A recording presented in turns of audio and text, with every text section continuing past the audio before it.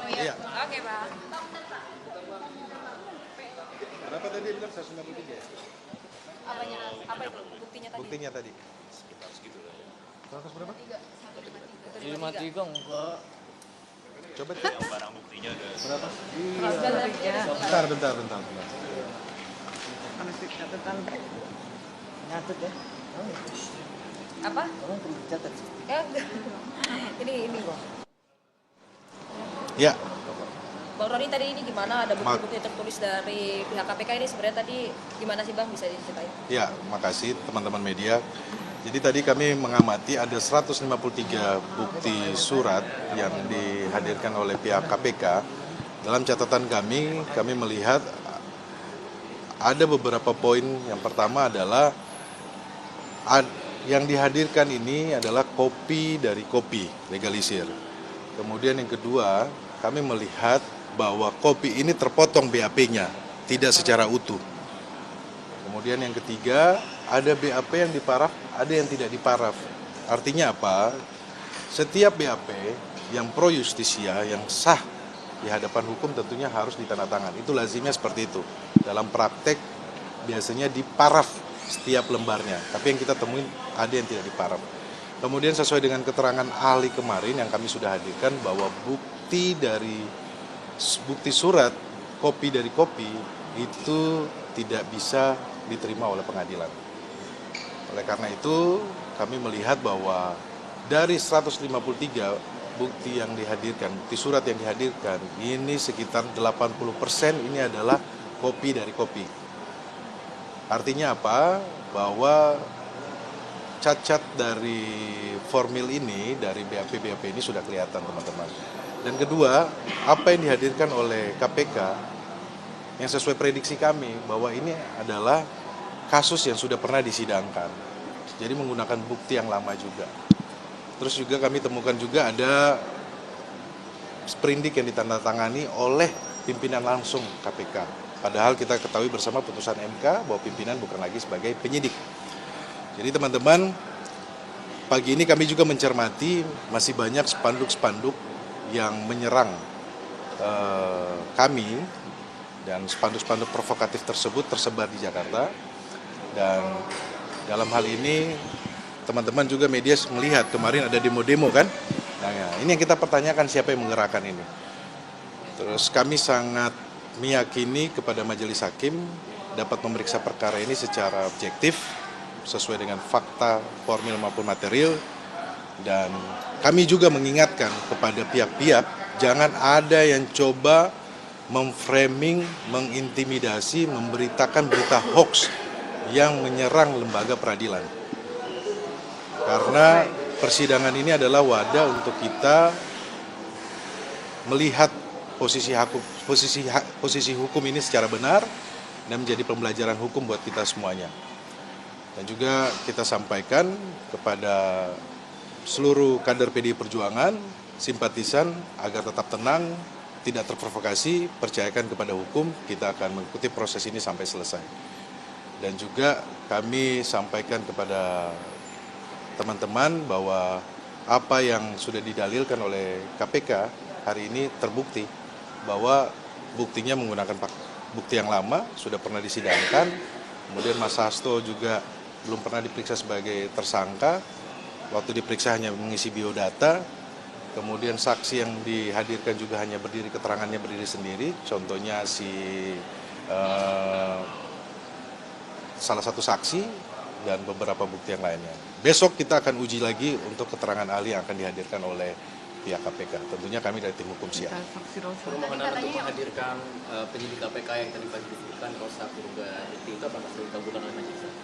Ya, kami tadi menunggu ya dari majelis hakim. Tentunya sebelumnya kami sudah sampaikan adanya intimidasi dari penyidik bernama Rosa Purwabekti kepada saksi fakta yang kemarin sudah diperiksa di persidangan, dan ada juga yang menawarkan uang sebesar 2 miliar. Tentunya kita minta kepada hakim agar dihadirkan supaya ini menjadi terang. Kalau perlu dihadirkan juga CCTV-nya, karena intimidasi ini tidak dibenarkan secara hukum. Kami kemarin sudah sampaikan bahwa kami minta agar biar terang CCTV tersebut dihadirkan juga. ya kan, supaya kita uji mana yang benar, mana yang salah. Jadi jangan kasus Mas Hasto ini penuh dengan framing, narasi-narasi. Padahal kita lihat alat buktinya sudah pernah disidangkan. Dan juga yang dihadirkan sekarang sangat lemah alat buktinya. Keterangan saksi yang berdiri sendiri, kemudian rekaman dari ini kus yang dibilang tenggelamkan, ternyata handphonenya sudah ada sama penyidik gitu.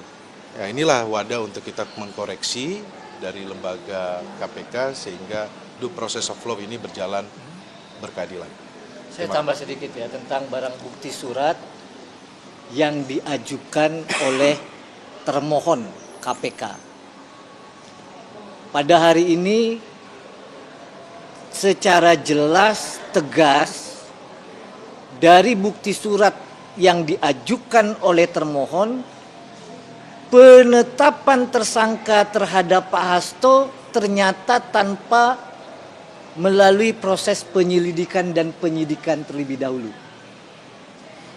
Maka kami berharap ya hakim yang menyidangkan betul-betul bisa memeriksa dengan objektif bahwa penetapan Pak Hasto ini dilakukan, ditetapkan tersangka dulu baru dicari alat buktinya. Dari 153 dan beberapa yang pending, kita melihat jelas bahwa yang diajukan adalah berita acara terhadap saksi-saksi yang dilakukan sebelum penetapan Pak Hasto. Sprindiknya Ya. juga pakai lama. Yang kita lihat tadi bukti-bukti surat yang diajukan adalah bukti-bukti BAP sebelum terbitnya sprindik. Yang kita lihat tadi bukti-bukti surat ya yang sudah diuji di pengadilan. Maka sekali lagi ini menegaskan bahwa termohon in casu KPK menetapkan Pak Hasto terlebih dahulu baru diupayakan mencari bukti. Saya kira tegas, kami lihat secara jelas tidak pernah ada proses penyelidikan dan penyidikan untuk menetapkan Pak Hasto. Mudah-mudahan hakim melihat ini dan permohonan kami bisa dikabulkan. Itu saja. Jadi Oke. optimistis hari Kamis nanti Mbak Erna jawab. Hakim Tunggal akan mengabulkan. Mbak Erna, silakan Mbak Erna. Apa? Optimistis PDIP dan juga kuasa hukum dari pemohon akan dikabulkan oleh Hakim Tunggal nanti. Tentu saja ketika kita melihat mekanisme atau proses persidangan hari ini,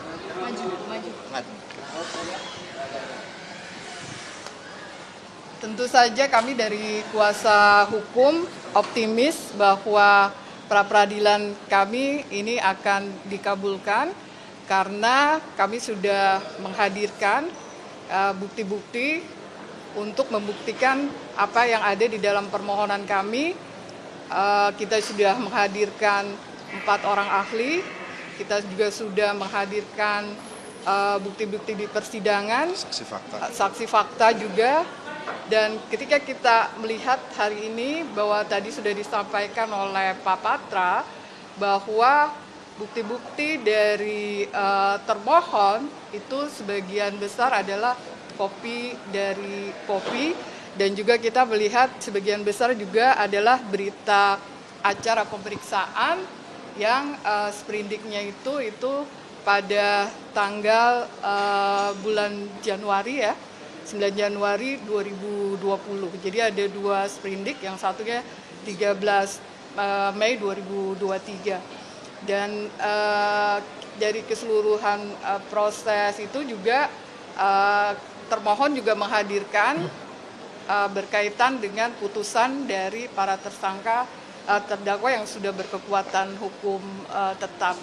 Jadi kita berharap bahwa proses ini berjalan dengan baik, dan kita yakin bahwa apa yang akan kita perjuangkan yaitu bagaimana penetapan permohonan pra-peradilan ini dikabulkan dan dinyatakan bahwa penetapan tersangka Pak Hasto itu tidak sesuai dan tidak sah dan dinyatakan dicabut. Mungkin itu. Saya tambahin lagi sedikit saja.